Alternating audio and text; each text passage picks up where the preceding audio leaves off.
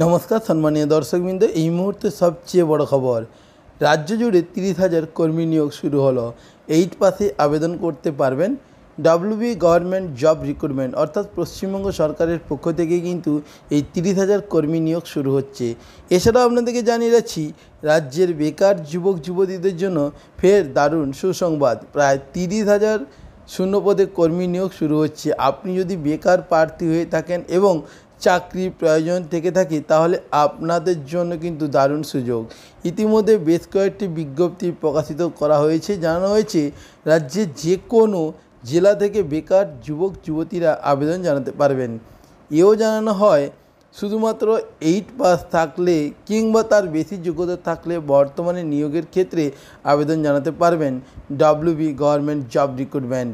এছাড়া আরও বিস্তারিত জানিয়ে দিচ্ছি, আপনারা অবশ্যই ভিডিওটি শেষ পর্যন্ত দেখবেন। এছাড়া যারা প্রথমবার চ্যানেলে ভিডিও দেখছেন চ্যানেলটিকে সাবস্ক্রাইব করে পাশে এসে বেল আইকনটি প্রেস করে অল নোটিফিকেশন অন করে রাখবেন। রাজ্য সরকারের বেশ কিছুদিন আগেই ঘোষণা করেছিলেন রাজ্য জুড়ে প্রায় 5 লক্ষ শূন্য পদ পূরণ করা হবে। সামনেই লোকসভা ভোট, এই ভোটকে কেন্দ্র করে শুধু রাজ্য সরকারের পাশাপাশি কেন্দ্র সরকারও বেশ কিছু ঘোষণা করছেন। তবে যাই হোক, চাকরি প্রার্থীদের জন্য দুই সরকারের চাকরির দারুণ সুযোগ দেওয়া শুরু করেছে।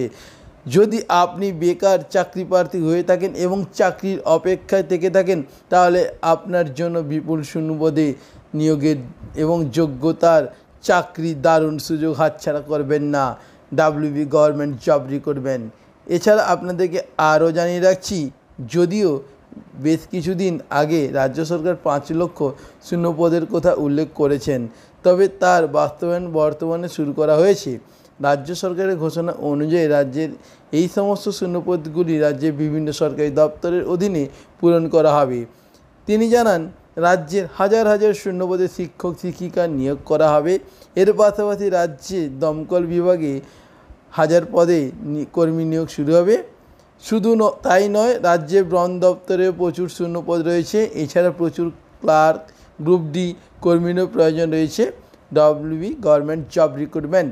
এছাড়া আপনাদেরকে আরও জানিয়ে রাখছি, রাজ্য সরকারের ঘোষণা অনুযায়ী শুধু সরকারি দপ্তরে নয়, বিভিন্ন বেসরকারি বিভাগেও রাজ্যের বেকার যুবক যুবতীদের নিয়োগ দেওয়া হবে।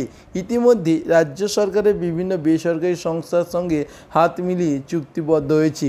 তিনি ইতিমধ্যে রাজ্য জুড়ে বেশ কয়েকটি চাকরির মেলাও অনুষ্ঠিত করেছেন। শুধু তাই নয়, বিভিন্ন বেসরকারি বিভাগে অনেক প্রার্থীকে নিযুক্তও করে দিয়েছেন।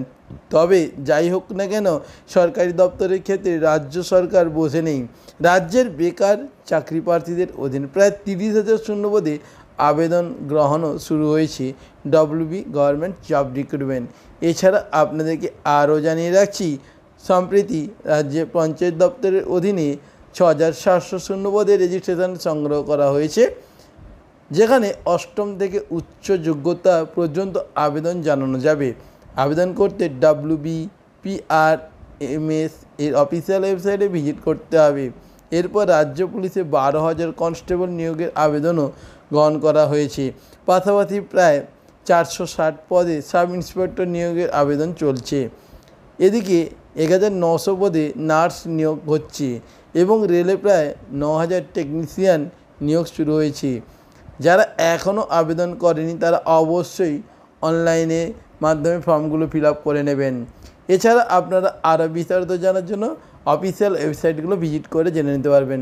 তো বন্ধুরা, এই ছিল আজকে ভিডিওর লেটেস্ট আপডেট।